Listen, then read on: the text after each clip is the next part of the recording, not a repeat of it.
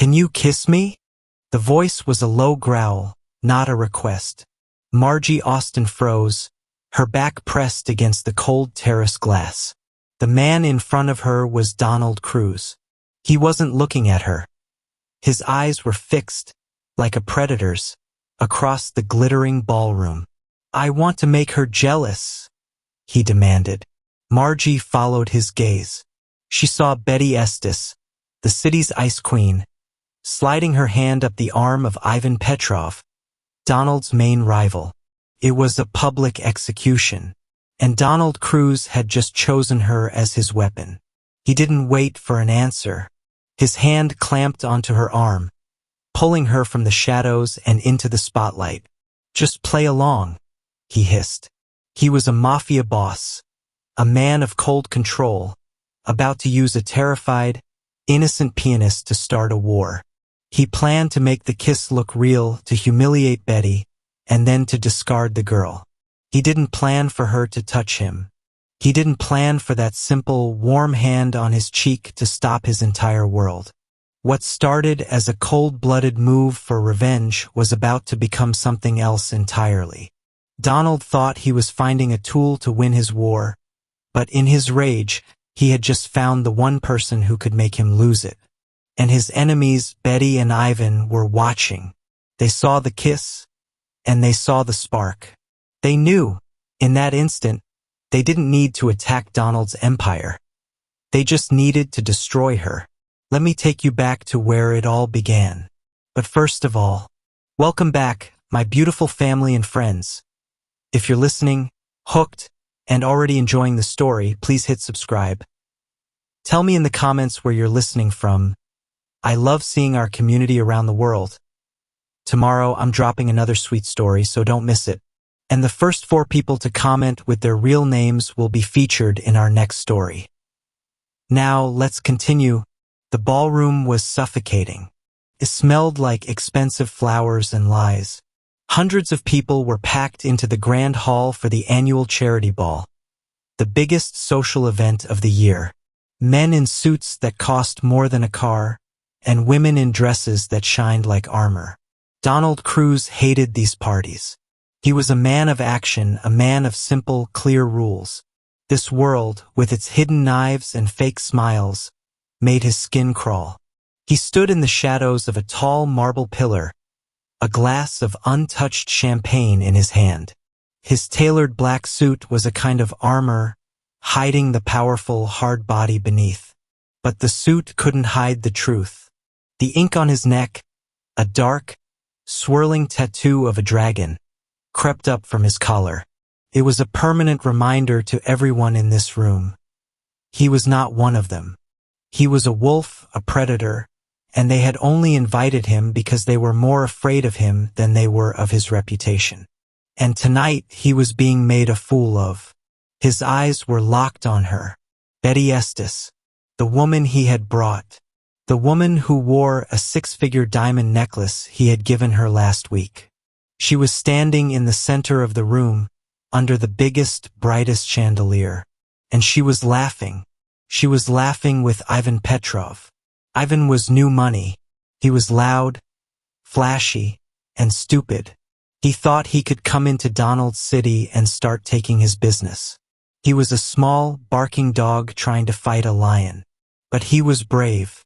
And right now, he was brave enough to touch Donald's woman. Donald watched as Betty slid her hand from Ivan's shoulder up to his neck. She leaned in, her red lips close to his ear, and whispered something. Ivan laughed, a loud, ugly sound.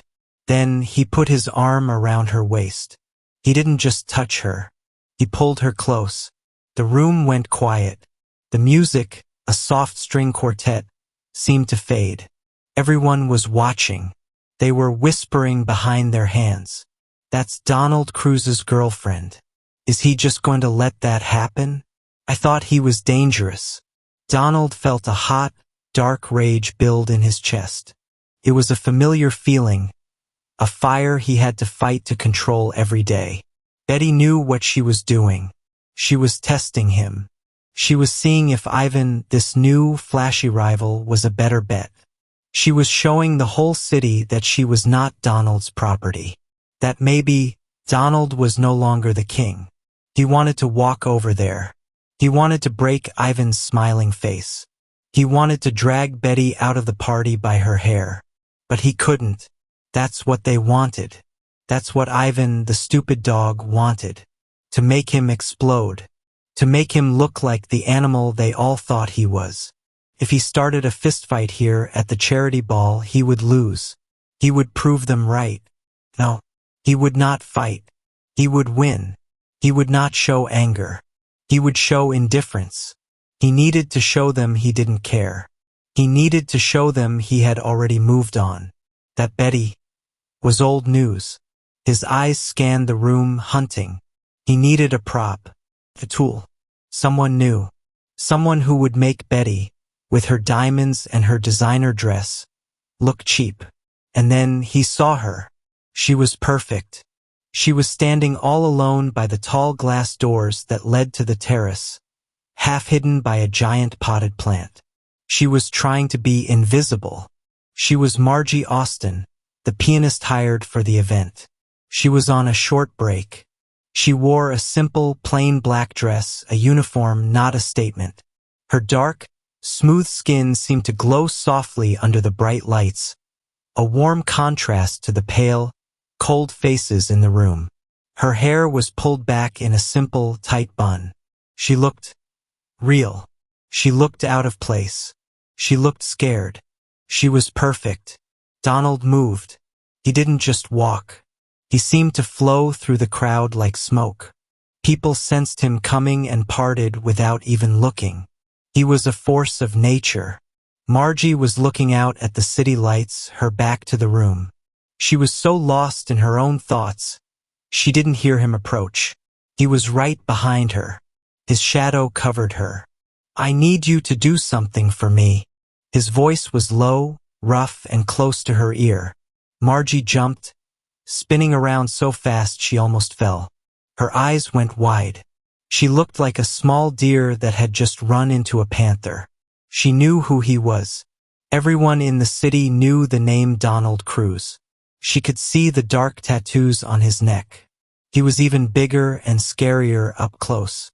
She smelled the faint, clean scent of his expensive cologne. "Mr. Cruz," she stammered. Her voice was a small, terrified whisper. I was just on my break. I have to." He didn't care. He didn't let her finish. He grabbed her arm. His grip was like steel, not gentle. "Come with me." He pulled her out from behind the plant. He pulled her onto the main floor into the light. She stumbled on the polished marble, trying to keep up. "What? Where are we going?" she panicked. "Please, I have to get back to the piano. It's my job." He stopped, right in the center of the room. He was in front of the bar, right in Betty's direct line of sight. He turned Margie to face him. Her heart was hammering so hard she felt dizzy. She was shaking. He stared at her. His eyes were cold, dark, and empty. "Can you kiss me?" he begged. But it didn't sound like a beg. It sounded like an order. It sounded like a threat. "What?" she whispered. She was sure she had heard him wrong. "I want to make her jealous," he said. His voice was a low growl. He wasn't even looking at her. His eyes were focused over her shoulder. He was staring right at Betty. Margie's whole body went cold. She followed his gaze. Across the room, Betty Estes was watching.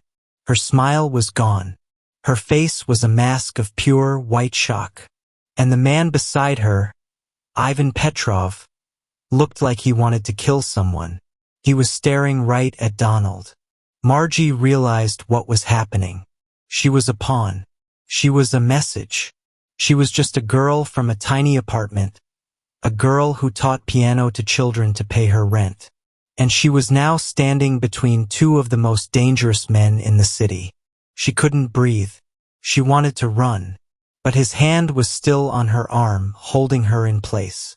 "Please," Donald said again. His voice was tighter. He needed this.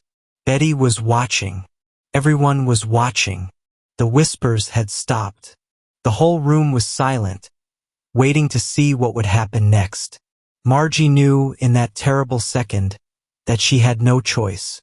If she said no, if she embarrassed this man in front of all these people, he could ruin her. He could have her fired. He could make sure she never worked as a musician in this city ever again. He could do worse. She gave a tiny, terrified nod. Her body was stiff with fear. That was all the permission he needed. Donald put his free hand on her waist, pulling her hard against his body.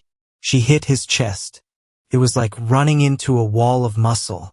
His other hand came up and grabbed the back of her neck, his fingers tangling in her tight bun. Then he crashed his mouth down on hers. The kiss was angry. It was cold. It was full of rage. It was all for show. He was punishing Betty. He was using this poor, random girl as his weapon. Margie was frozen. She felt the tears burn in her eyes. She was being humiliated in front of hundreds of people. She was just a thing, a prop. She tasted his anger. It was all pressure, a grinding, punishing kiss that was meant to be seen. Then, a strange, practical thought cut through her panic. If I just stand here, stiff and scared, it will look fake. It will look like he's forcing me. And maybe that will be worse for both of us. She had to make it look real. Trembling, not knowing what else to do, she slowly lifted her hand. It was a small, shaking hand. She didn't grab his suit. She didn't touch his arm. She pressed her palm, warm and slightly calloused from a lifetime of playing the piano, against his cheek. Donald froze. It was just a touch. It wasn't greedy. It wasn't practiced. It wasn't a socialite's kiss. It was just a hand. A real warm, soft hand on his skin. It was the first real thing he had felt all night. Suddenly, the anger in the kiss just stopped. It was gone. The world, the party, the noise, the whispers, Betty, Ivan, it all disappeared. There was only the feeling of her soft, warm hand on his face. He smelled her skin. She didn't smell like heavy, choking perfume. She smelled like soap, like clean. The kiss changed. It was not a show anymore. It softened. He wasn't grinding his mouth against hers. He was just kissing her. His lips softened. His hand on her neck, which had been a claw, loosened. His thumb brushed against her skin. He wasn't faking it. He wasn't thinking. He was just there. He pulled back, slowly. They were both breathing hard. He stared down at her. Her eyes were wide, and a single tear was rolling down her dark, smooth cheek. Her lips were red and slightly swollen. He was confused. He felt something other than rage. "Who are you?" he whispered. His voice was rough, but the anger was gone. "Margie Austin," she said, her voice barely a breath. I'm the pianist." She looked horrified by what had just happened. She quickly wiped her hand from his face, as if she had been burned. She pushed against his chest, her hands flat. I have to go." This time he let her. Margie turned and ran. She didn't just walk away. She ran, pushing through the stunned crowd, not looking at anyone. She ran back to the corner of the room, to the safety of her grand piano. Donald just stood there, watching her go. He could still feel the tingle of her hand on his cheek. Across the room, Betty Estes' face was white with a rage that matched his own. Ivan Petrov was coming toward him, his face red and his fists clenched. Donald didn't even look at them. He turned his back on them both. He ignored his rival and his ex-girlfriend. He just walked away from them. He walked across the ballroom. He walked over to the grand piano. Margie sat down on the bench. Her hands were shaking so badly she couldn't see the keys. She had to play. It was her job. She had to pretend that the most powerful man in the city hadn't just kissed her in front of everyone.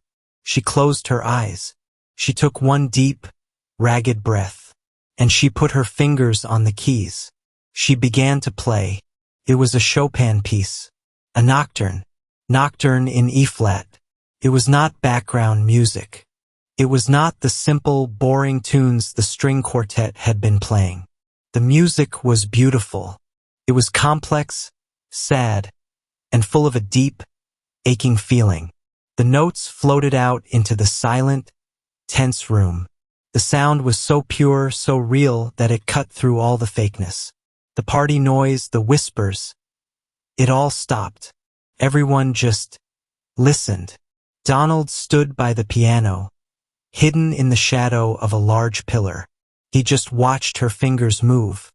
He watched her close her eyes, her body swaying with the music. The music washed over him, and for the first time in 10 years, the fire in his chest, the rage he lived with, went quiet.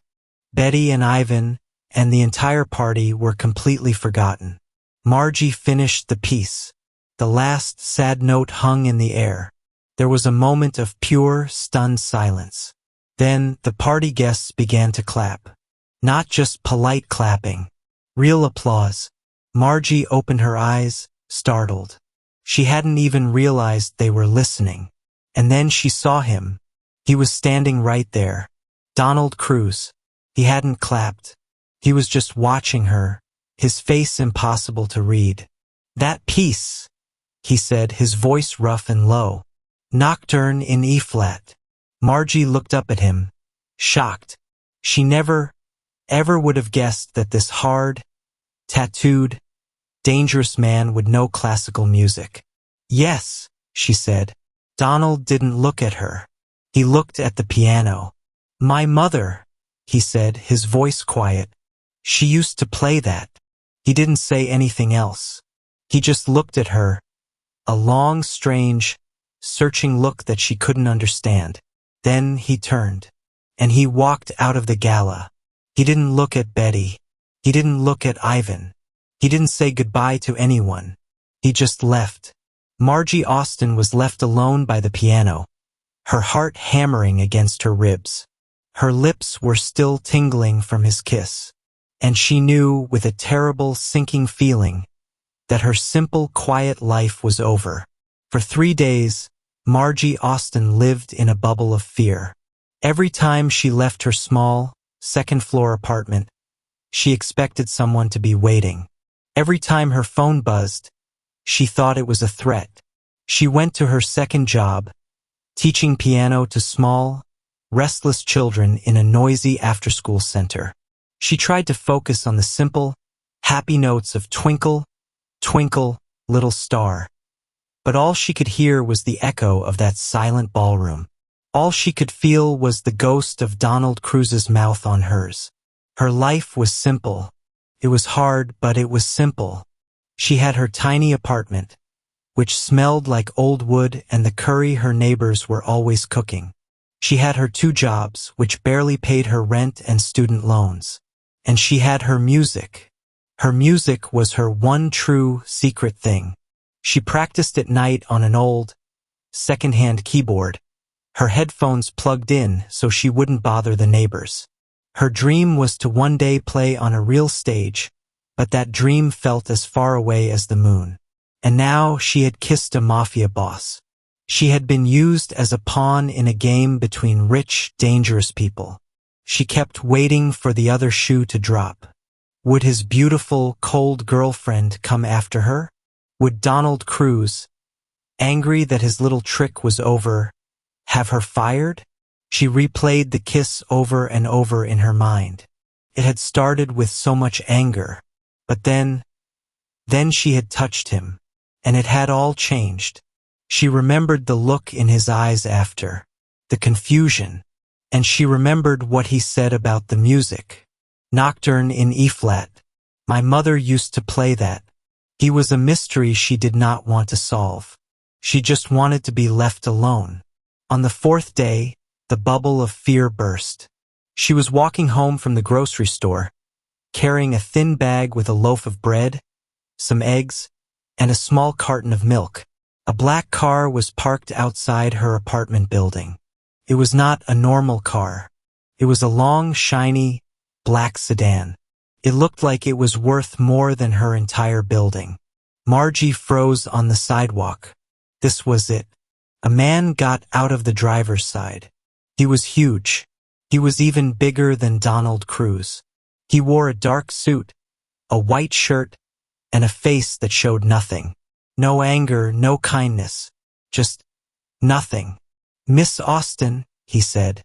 His voice was flat, like gravel. Margie couldn't speak. She just nodded, clutching her grocery bag to her chest.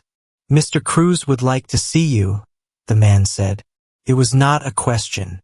It was not a request. It was a fact. Margie's heart hammered. She was in trouble. She was going to be punished. I can't," she stammered, taking a step back. I have to make dinner." It was a stupid, weak excuse, and she knew it. The man did not move. He did not smile. He just looked at her. "He told me to tell you," the man said, his voice still flat. "It is about the music." The music. That one word cut through her fear. Not the kiss. Not the girlfriend. The music. What did that mean? Her curiosity, for a single second, became stronger than her fear. This man, this giant, was not here to hurt her. He was a driver. She was being summoned. The man walked to the back door of the car and opened it. The inside was dark and looked like soft, black leather. "Please, Miss Austen. He is waiting." She was still terrified. But she was also a girl who had nothing. And she had just been invited into a world that she had only ever seen through windows. She took a deep breath, dropped her grocery bag by her apartment door. The milk could wait, and she got in the car. The ride was silent. The windows were so dark, she could barely see out. The car was so quiet, she couldn't even hear the traffic. She felt like she was in a different world. They did not drive to a scary warehouse or a dark, concrete alley. They drove to one of the most expensive restaurants in the city. A place where a single plate of food cost more than her whole week's pay. The giant man, who she would later learn was named Frank, led her inside. The people in the restaurant stared, but Frank just walked past them, and they got out of his way. He led her to a private room in the back. Donald Cruz was sitting at a table. He was not in a suit. He was wearing a simple, dark gray sweater and black pants. With his suit jacket off, she could see his body clearly. He was powerful. The tattoos on his arms were dark and intricate. The dragon on his neck seemed to move when he breathed. He looked even more dangerous than he had at the party.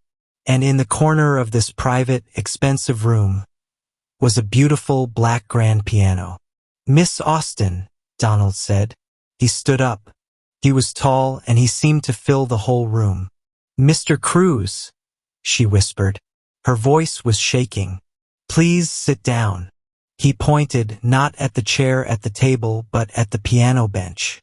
Margie's stomach was full of butterflies. She walked over to the piano and sat down. The keys were clean and perfect under her fingers. Donald sat back down at his table. A waiter came in and quietly placed a cup of tea in front of her. "I apologize," Donald said. Margie looked up, shocked. "What?" "For the other night," he said. His voice was calm and low. "It was not right of me to use you like that. It was an ugly situation, and you were innocent." He was apologizing. A man like him was apologizing to her. She didn't know what to say. It's okay." "No, it's not," he said. "But it is done." He leaned forward. "You play well." "Thank you," she said, looking down at the keys. "I have a request," he said. "Play something for me." What would you like me to play?" she asked, her hand still shaking. More Chopin. No, he said. No more party music.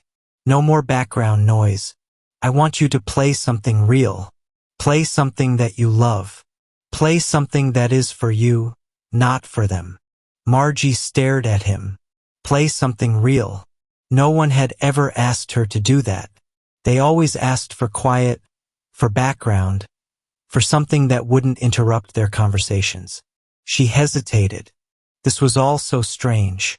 But she was at a piano, a real grand piano, and that was her home. She took a deep breath. She closed her eyes. She did not play Chopin. She did not play something sad and quiet. She played Liszt, a Hungarian rhapsody. She played something fast and complex and full of fire. She poured all her fear, her confusion, and her frustration from the last few days into the keys. Her fingers, which were so used to being gentle, now hammered the piano. The music was loud. It was angry. It was passionate. It was a storm. She played for a full 10 minutes. When she finished, she was out of breath. Her fingers were tingling. The last crashing notes hung in the air. The room was silent. Donald was just sitting there, his hands on the table, watching her. He hadn't moved. His face was impossible to read. Finally, he spoke. "You're wasted," he said, his voice rough. Margie's face fell. I'm sorry? Was that too loud?" "No," he said, standing up. He walked over to the window, pushing aside the heavy curtain. He looked out at the city. "You are wasted, playing at those parties, teaching children who don't care. Your talent, all of that fire, is being wasted." He turned to face her. "Betty Estes," he said, and his voice went cold when he said her name. "She runs the City Opera House. Her father gave it to her as a toy. She knows nothing about music. She knows about parties. She knows about social climbing. She is ruining it. She fills that stage with garbage." He looked right at Margie. "I am building a new music hall," he said. "The new century. It will be the best in the country, the best in the world. The sound, the stage, the piano, everything will be perfect." Margie just stared. This man was talking about things that were in a different universe. What did this have to do with her? "I want you to be its star," Donald said. The words hit her like a physical shock. She couldn't breathe. Her jaw dropped. She must have heard him wrong. "Me?" she whispered. "Mr. Cruz, I'm nobody. I'm just a party pianist. I'm not good enough for that." "You are the best pianist in this city," he said. It was not a compliment. It was a fact. You just need training, real training, to polish that fire. He walked over to the table and laid out his plan. It was simple. It was crazy. It was cold. "I will pay for everything," he said. "Starting tomorrow, you will have a new apartment, in a safe building with a doorman. It will have a real piano. I am giving you a full 4-year scholarship to the New York Conservatory. You will study with Professor Andrei Petrovich, the best teacher in the world. I have already spoken to him. You will not work," Donald continued. "You will not teach children. You will not play at parties. Your only job will be to practice. You will live and breathe music, 8 hours a day. And in 1 year," he said, his eyes drilling into hers, "the new Century Hall will be finished, and you will be the one who walks onto that stage. You will be the one to open it." Margie was speechless. This was impossible. This was a fairy tale, a dream, a dangerous dream. "Why?" she finally whispered. It was the only word she could think of. "Why me?" Donald walked closer to her. He stood right in front of the piano. He looked right into her eyes. And for the first time, she saw that he was being completely honest. "Because I want to destroy Betty," he said, his voice cold and sharp. I want to build something better than her, and I want to put someone real on that stage. I want to show that whole crowd of old money fools what real, raw talent is. I want to build a queen from nothing, just to prove that her bloodline means nothing. He paused. His eyes softened, just a little. And, because you made me feel something that night, with that Chopin. Something I haven't felt since my mother died. A deal with the devil. That's what this was. He was offering her the entire world. Her dream. Everything she had ever wanted. But he was doing it for revenge. She would be his new weapon. A weapon made of music. She looked at this hard, dangerous man, and she saw the one thing she understood. He was right. Her talent was wasted. And he was the only person in the world who had ever seen it. He loved music. He was not faking that. She thought of her tiny apartment. She thought of teaching Twinkle, Twinkle, Little Star for the rest of her life. She thought of her dream, dying a little bit more every day. She looked up at him. She took a deep breath. Her voice was shaking, but it was clear. Okay, Margie said. I'll do it. The next day, her old life was over. Frank, the giant driver, moved her. He didn't ask her to pack. He just showed up with boxes and 2 other men. They packed her old, worn-out clothes and her few books. He drove her to a new building. It was a tall glass tower that scraped the sky. Her new apartment was on the 50th floor. It was a penthouse. It had windows from the floor to the ceiling. The view of the city was so high, it made her dizzy. And in the middle of the huge, empty living room, there was a brand new, black grand piano. The apartment was beautiful. It was also empty. It had no photos, no clutter. It was sterile and cold. Her lessons at the conservatory started immediately. Her new teacher, Professor Petrovich, was a harsh, old Russian man who yelled at her. He made her play scales for 8 hours straight. He made her practice until her fingers bled and her back ached. She was exhausted. She was lonely, but she had never been happier. For the first time in her life, she was not a waitress or a teacher or a party pianist. She was just a musician. Donald did not just give her the money and leave her alone. He was present. He didn't call first. He would just show up at her new apartment. Frank would be with him, carrying bags of warm food from expensive restaurants. You're too thin, Donald would say, putting a box of warm pasta or chicken on the counter. You need to eat. Petrovich is working you too hard. He would sit on her new white sofa while she ate at the kitchen counter. He would ask about her lessons. What did you learn today? He's making me relearn my scales, she would complain. He says my technique is a disaster. He is right, Donald would say. How do you know? Because he is the best, Donald would answer simply. Now, play for me, Margie. And she would. She would play what she was learning. She would play the hard, boring scales. She would play the complex, new pieces. He would sit there for hours. He wouldn't look at his phone. He wouldn't do business. He would just sit, his eyes closed, and he would listen. They didn't talk much about his business. They didn't talk about Betty.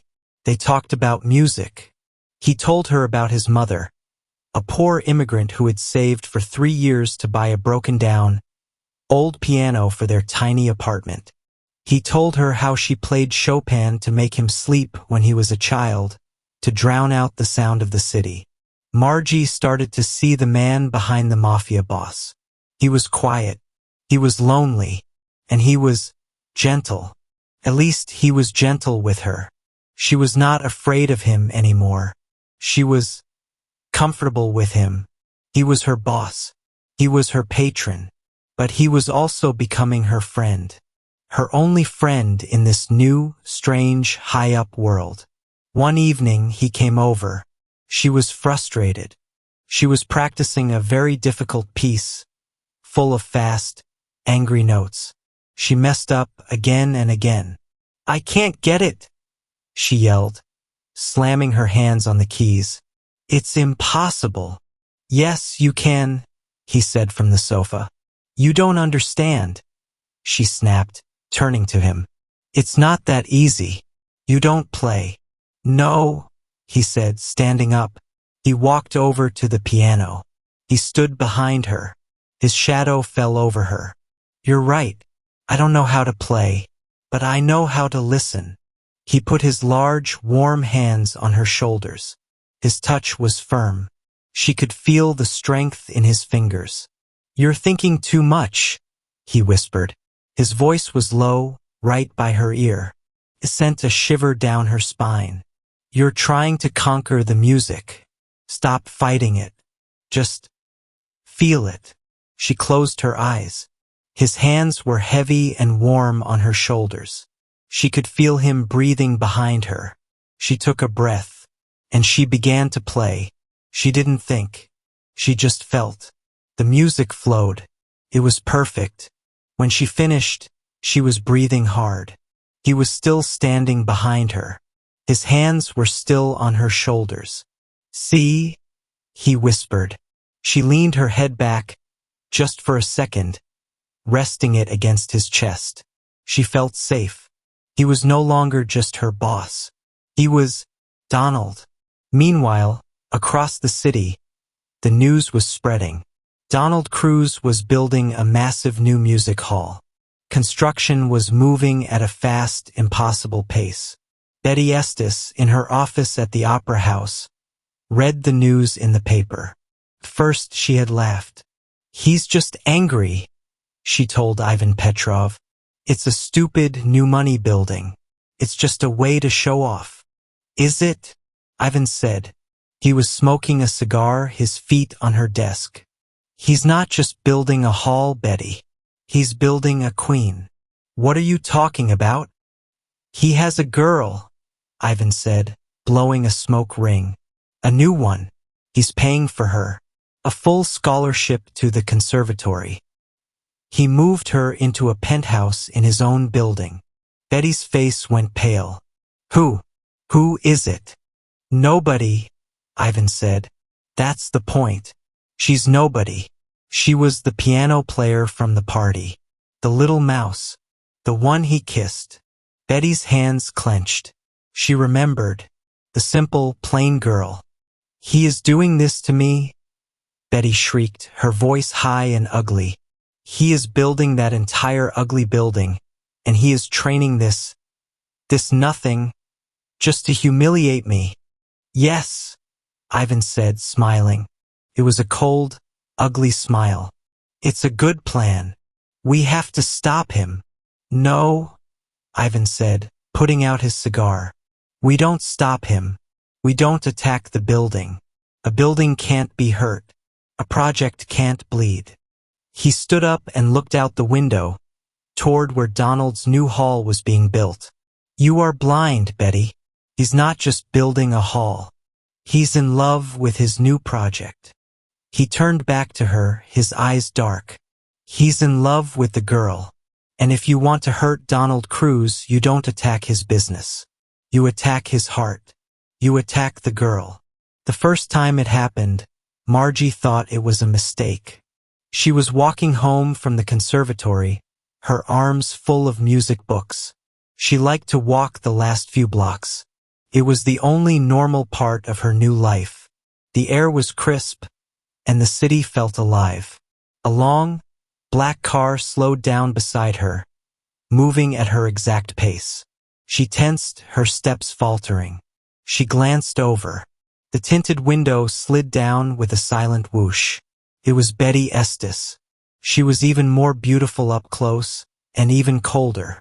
She wore big, dark sunglasses, even though the day was gray. Her hair was perfectly smooth, and her lips were a bright, sharp red. Ivan Petrov was in the driver's seat, his hands on the wheel, a small, ugly smile on his face. "You're playing with fire, little girl," Betty sneered. Her voice wasn't loud, but it was sharp, like a shard of glass. Donald gets tired of his toys. He plays with them, he breaks them, and then he throws them away. She looked Margie up and down, her lip curled in disgust. And you look very easy to break. The window slid back up. The car sped off, leaving Margie shaking on the sidewalk. She ran the rest of the way to her building. She was so scared. She didn't just tell Donald. She called him, her voice trembling. She had never heard his voice go so cold. It wasn't loud. It was a dead, quiet calm that was more terrifying than any shouting. "Stay in your apartment," he said. "Lock the door. Frank is on his way up." He was there in 20 minutes. He didn't ask her what happened. He already knew. He walked through her apartment, checking every window, every closet, as if he expected Ivan to be hiding there. "Frank will be with you from now on," Donald said. His back was to her. He was staring out her big window at the city. "What do you mean with me?" Margie asked, her voice small. "He will drive you to the conservatory. He will wait outside your classroom. He will drive you home. He will sit in a car outside this building all night. No one," he said, turning to face her, "will get near you. No one. You can't do that." Margie cried. "You're making me a prisoner. She just talked to me." "They won't just talk next time," Donald said. His eyes were hard. "This is my world, Margie. You are in it now. I have to protect you." From that day on, her beautiful glass tower became a beautiful glass cage. Frank was her shadow. He was always polite. He never spoke, but he was always there. She hated it. She felt like a show pony, led from her stall to the track and back again. The only time she felt free was when Donald came to visit. He was the only person Frank would let in. He started coming over more often, not just to listen to her play but to talk. He would bring dinner, and they would sit on her floor, eating out of containers, looking out at the city lights. He told her about the new music hall. He was obsessed with it. He showed her the blueprints. "See this?" he said one night, pointing to the plans. "The walls are made of a special kind of wood. From Sweden. It makes the sound warmer. And the seats, I'm having them specially designed. No sharp angles. So the sound, it hugs the audience." He was so passionate. His eyes, usually so dark and controlled, would light up. "It's almost finished," he said, a rare, small smile on his face. "I want to show you." The next day, Frank drove them to the construction site. It was late at night. The work crews were gone. The new Century Music Hall was stunning. It was all glass and white steel, shining like a diamond in the dark. Donald had a key. He led her inside. The lobby was a huge, empty space of white marble. It was so quiet, their footsteps echoed. "Come on," he said, taking her hand. His hand was big, warm, and rough, covered hers completely. He led her through a dark hallway and onto the main stage. The hall was vast. It was dark, except for the emergency lights, but she could see the rows and rows of seats, rising up into the shadow. And in the center of the stage, covered in a white cloth, was a shape. "Go on," Donald said, his voice echoing in the huge empty space. Margie walked over and pulled back the cloth. It was the most beautiful piano she had ever seen. A new, black, Fazioli grand. It was a work of art. "This is yours," Donald said, his voice soft. "Donald, I don't know what to say." "Don't say anything," he said. "Play. Now, there's no light." "You don't need light to play," he said. She sat down on the bench. The keys felt like cool silk under her fingers. She closed her eyes. She was in a dark, empty, unfinished building with a mafia boss. and she had never felt more at home. She began to play. It was the Chopin, her mother's piece. The sound was perfect. It wasn't like playing in a room. It was like the music was alive. The notes filled the giant hall, seeming to hang in the air for a second before fading. It was like a cathedral. Donald stood in the shadows by the side of the stage. He didn't move. He just listened. In that moment, she was not his project. She was not his weapon against Betty. He was not her boss. They were just two people sharing a dream. She was so happy, she almost forgot to be scared. But Donald knew this was just the calm before the storm. The grand opening was scheduled in 2 weeks. Betty and Ivan had been quiet. Too quiet. He wanted to pull Margie out. He wanted to cancel the opening, send her away, hide her. But he couldn't. He looked at her, her face so full of joy as she played, and he knew he couldn't take this from her. He couldn't destroy her dream, so he just doubled the security. He didn't know that Ivan wasn't planning to fight his guards. He was planning to go around them. The attack came 1 week before the grand opening. Margie was practicing late. She was at the new hall every night. She had to get used to the piano, to the sound of the room. Donald had insisted she be allowed to practice there. Frank was downstairs, by the main lobby entrance. He had checked every door. The building was secure. Donald was across town. He was in a meeting he couldn't miss. A meeting with the mayor to finalize the permits for the opening. Margie was lost in the music. She was playing a fast, difficult piece by Rachmaninoff. It was all thunder and lightning. She was playing so loud, she didn't hear the backstage door being quietly forced open. She didn't hear the soft footsteps on the carpeted stairs.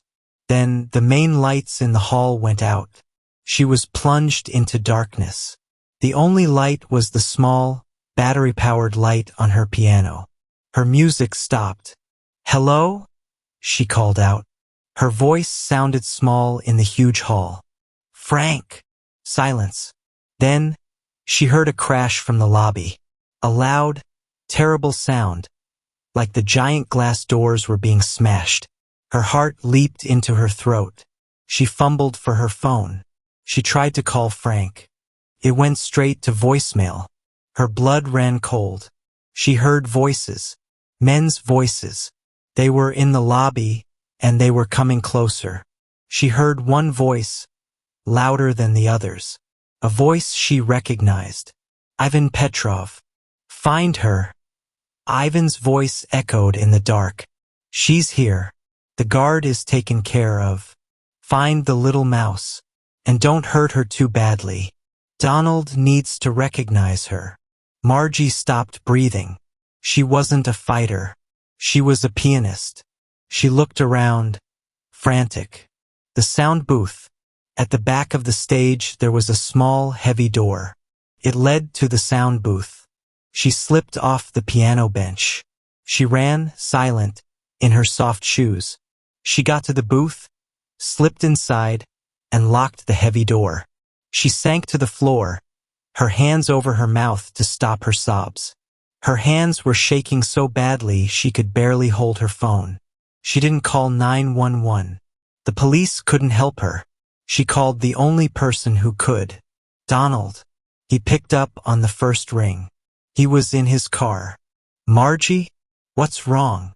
"Donald," she whispered, her voice choked with tears. "They're here, Ivan. They're at the hall. They got Frank. They're looking for me. I'm in the sound booth." Donald's voice was suddenly calm, but it was the calm of a bomb before it explodes. He wasn't talking to her anymore. He was yelling at his driver. "Go! Now! Run every light!" Then he was back to her. His voice was cold, sharp, and in control. "Listen to me, Margie. You are safe in that booth. The door is steel. They cannot get in. Do not make a sound. Do not move. I am 5 minutes away." The line went dead. 5 minutes. Felt like 5 lifetimes. She could hear them. They were on the stage. They were smashing things. She heard her beautiful piano crash. They were destroying it. "She's in here," a man shouted. They were outside the booth. They pounded on the door. "Open up, little mouse," a man laughed. "We just want to talk." Margie curled into a small ball, sobbing, her eyes squeezed shut. They started to hit the door with something heavy. A hammer. The door was strong, but the noise was terrifying. Thud, thud, thud. The small, reinforced glass window in the door cracked. And then, she heard it. Gunshots. Bang. A single shot from the main hall. The pounding on her door stopped. Bang, bang. She heard Ivan's men start shouting. She heard Ivan yelling a curse. A brutal, fast, and ugly fight started. It was not a movie fight. It was the sound of men grunting, the wet, hard crack of fists hitting bone. More gunshots, yelling, and then it was silent. A terrible, heavy, complete silence. Margie held her breath. Was Donald alive? Was Ivan? She heard footsteps. One set, walking slowly, heavily across the stage, coming toward the booth. The lock on the outside of the door clicked. She screamed. The door opened. Donald was standing there. He was a mess. His expensive suit was torn at the shoulder. His white shirt was splattered with blood. He was breathing heavily, and he was bleeding from a deep cut on his arm. His face was dark. He looked like a killer. He saw her, curled on the floor, crying. His eyes softened for just a second. Then he looked past her, through the broken window at his stage, at the smashed, ruined piano. He had failed. He had brought his war, his violence, his ugly world, into her beautiful, clean one, and he had failed to protect her. He didn't say a word. He just grabbed her arm, pulled her to her feet, and dragged her out of the hall. Frank, his face bruised and bloody, was waiting by the car. He had been taken out, but he was alive. Donald was silent the entire ride. He didn't take her to her apartment. He took her to his, a huge, empty penthouse that was even bigger and colder than hers. He pushed her into his giant, marble bathroom. "Clean up," he said. He got out a first aid kit. He was shaking, but it was not from fear. It was from a rage so deep, it was poisoning him. Margie's shock was wearing off. "Donald," she said, her voice small. She reached out to touch him. "Your arm, you're bleeding." He jerked his arm away, as if her touch burned him. "It's over," he said. His voice was dead. "What?" she said, confused. "The fight? You won? They're gone." "Ivan." "No," he said, not looking at her. He was pouring antiseptic on his own wound, his back to her. He didn't even wince. "This is over. You and me." Margie's world, which had been spinning, came to a sudden stop. What are you talking about? The hall? The grand opening? We can fix the piano." "The hall will open," he said. "But not with you." He turned to face her. His eyes were cold. Colder than the night she met him. Colder than Betty's. They were the eyes of a stranger. "You were a game, Margie," he said, his voice flat. "A way to hurt Betty. Project. And now I'm bored. The game is over." The words didn't make sense. "No," she whispered. "That's not true. You love the music. The hall, my lessons." "I loved the idea," he snapped. "I loved the idea of taking a nobody and making her a star, just to see Betty's face. But this," he motioned to his bleeding arm. "This trouble? You're not worth it." She could see he meant it. All of it. The dinners. Sitting and listening. The blueprints. The piano. It was all a lie. A very, very good lie. He threw a thick, manila folder onto his bed. A plane ticket. Milan. It leaves in 2 hours. And a bank transfer. I put $1 million in an account for you. It's yours. Consider it payment for your services. He was paying her. The tears stopped. Her sadness vanished. And in its place a cold, hard anger grew. You used me, she whispered. Yes, he said. His face was a mask of stone. She walked right up to him. She looked him right in the eye. And she slapped him. She hit him with all her strength. Her palm cracked against his cheek. His head snapped to the side from the force. He didn't even flinch. He just slowly, very slowly, turned his head back to look at her. I hate you, she said. Her voice was shaking with a rage that matched his. She grabbed the folder. She grabbed her purse. She didn't look back. She walked out of his penthouse. She walked out of his life. Donald stood alone in his giant, empty apartment. He heard the elevator doors close down the hall. Only then, when he was sure she was gone, did his mask fall. He staggered back and sank into a chair. He put his head in his hands. He looked at the blood on his shirt and at the red mark on his cheek where she had hit him. He had just saved her life. He had sent her as far away from his war as he could get her. And he had done it by destroying her. By destroying the only good thing he had ever tried to build. And in the process, he had destroyed himself. 1 year, 12 months, 365 days. For Donald Cruz, that year was a war.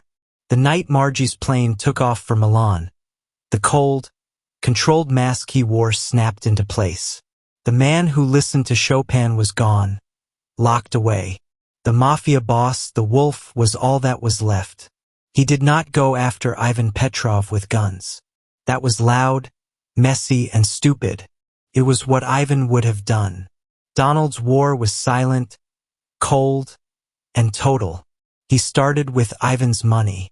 Ivan, for all his flash, had built his businesses on a foundation of bad loans and shaky deals. Donald, with his vast, clean resources, simply bought those loans.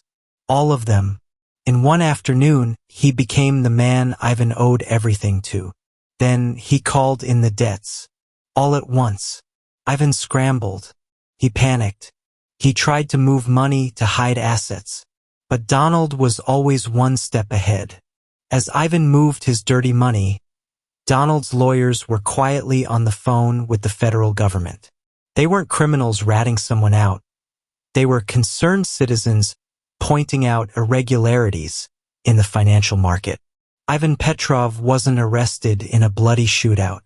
He was arrested in his fancy office, wearing a silk suit, for fraud, racketeering, and money laundering. The evidence was so perfect, so complete, that he never even saw a trial. He took a plea deal. He would be in a federal prison for the next 20 years. He was gone. Betty Estes was not attacked. She was simply erased. Donald's revenge on her was even colder. He bought the bank that held the mortgage on her father's entire real estate empire. He bought the debt for the city opera house. Then he did nothing. He just waited. Betty, hearing Ivan was gone, tried to come back. She called Donald. She left messages. She apologized for her silly mistake. Donald never took the call. He never replied. 1 month later, he called in the loan on the opera house. Betty's father, trying to save his name, couldn't cover it. The opera house, Betty's social crown, was sold at auction. Donald bought it through a shell company for pennies on the dollar. Then he called in the loans on her father's buildings. The Estes family, the old money that looked down on him, was bankrupt in 6 months. The last Donald heard, Betty was working at a high-end clothing store in a different city, selling dresses to the same kind of women who used to kiss her feet. Donald's revenge was complete. It was quiet, total, and it left him feeling nothing. With his rivals gone, his world was finally truly his, and he found he hated it. He spent the next 6 months cleaning. He sold the parts of his business that lived in the shadows. He cut ties with the old world violence. He invested in property, in new technology, in art. He became a legitimate, powerful, and mysterious billionaire. He had won. And the New Century Music Hall? He finished it. He poured millions more into it. He had the stage rebuilt.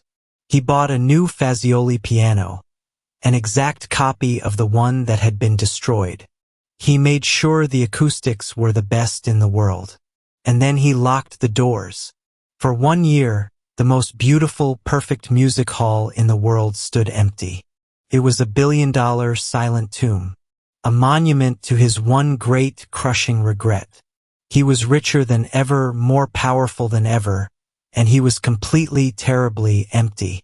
Meanwhile, in Milan, Margie Austin had survived. The first few months were a nightmare. She was in a new country, where she didn't speak the language. She was alone, and she was heartbroken. The man she thought she was not falling for but connecting with had been a lie. He had told her himself. You were a game. Project. She found a small, clean apartment. For 3 weeks, she didn't touch a piano. She just sat by the window watching a world she wasn't part of. The $1 million in her bank account felt like poison. Blood money. Payment for services. She cried until she had no tears left. Then one morning she woke up. And she was angry. She was angry at Donald. She was angry at Betty. But most of all, she was angry at herself for being a victim. For being a little mouse. No more, she whispered to the empty apartment.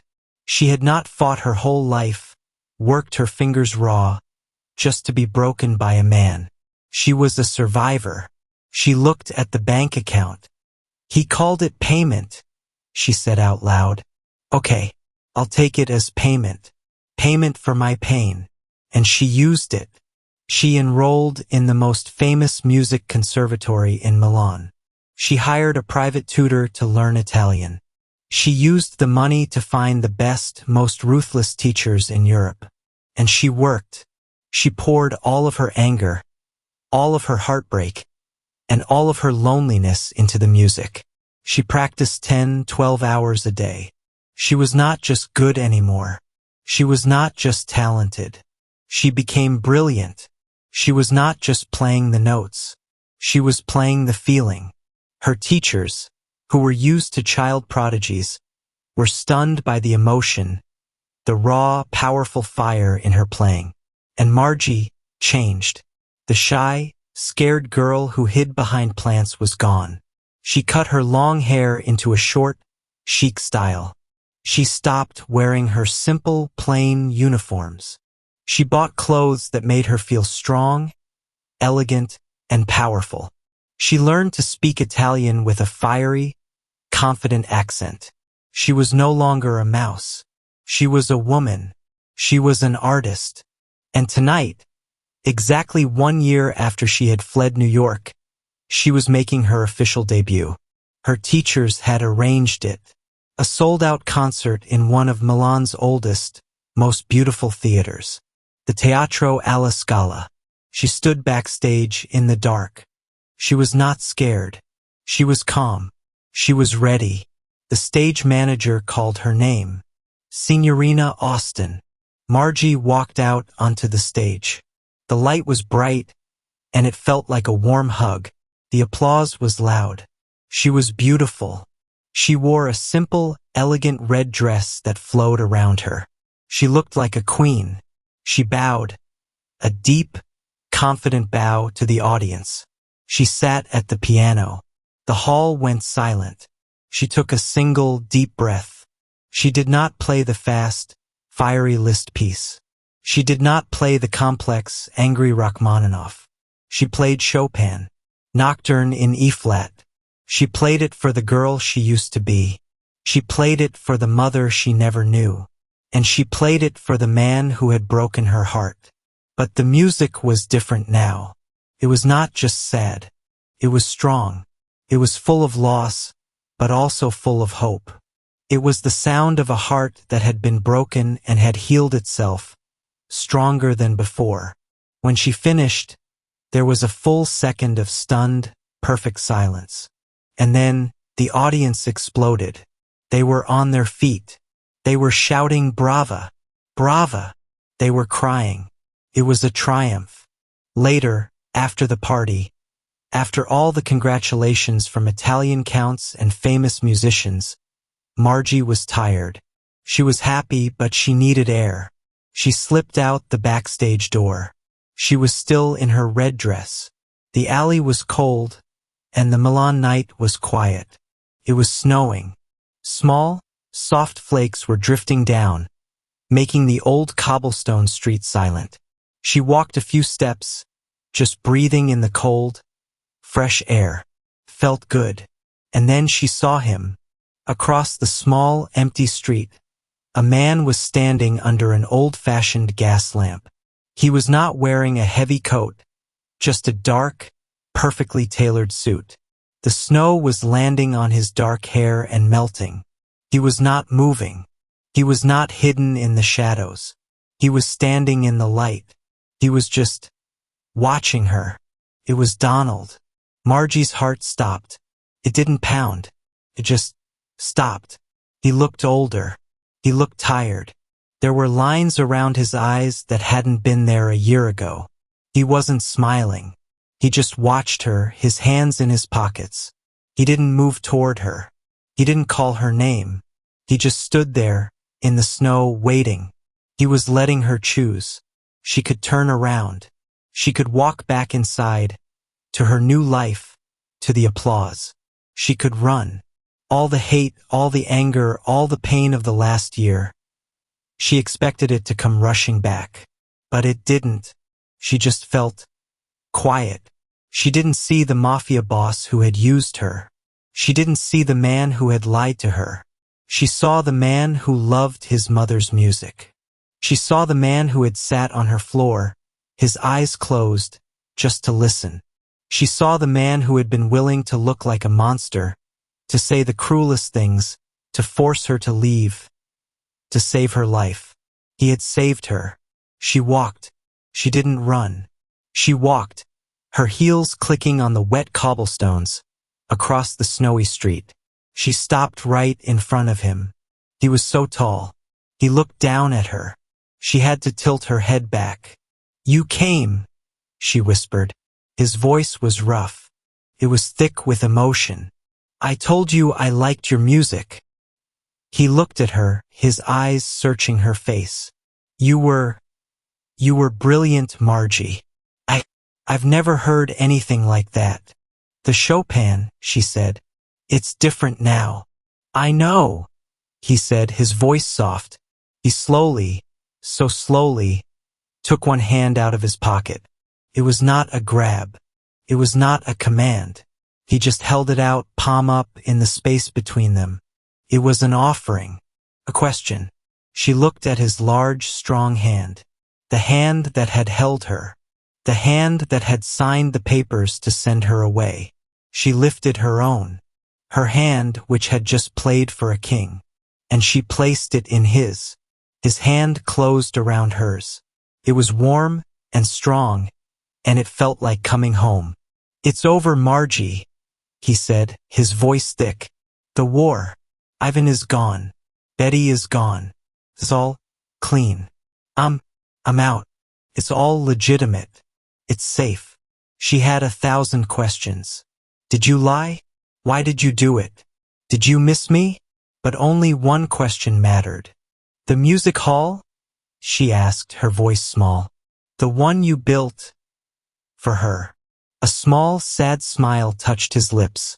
"I didn't build it for her, Margie," he said. "I built it for you. It's been waiting. It's empty. It's always been waiting for you." He took a step closer. "Please," he whispered. "Come home. Come home and play." She looked up at this dangerous, broken, beautiful man. Okay, she said. 6 months later. New York City. It was the biggest event of the year. It was all anyone could talk about. The grand opening of the New Century Music Hall. Every rich, powerful, and famous person in the city was there. The hall was full. The lights were bright. The air was buzzing with excitement. The lights went down. The hall went silent. A single, bright spotlight hit the stage. Margie Austin walked out. She was not the girl from the party. She was not a mouse. She was a queen. She wore a stunning, simple black gown that flowed around her like water. She walked to the center of the stage, to the beautiful Fazioli piano. She bowed to the thundering applause. She sat down. She looked out into the audience. She found the private box near the stage. Donald Cruz was sitting there. He was not in the shadows. He was in the light, leaning forward. He was not wearing the hard, cold mask of a mafia boss. He was just a man watching the woman he loved. He smiled at her. A real, open, loving smile. Margie smiled back. She turned to the piano. She put her fingers on the keys. And she began to play. Thank you for listening all the way. Your support means everything.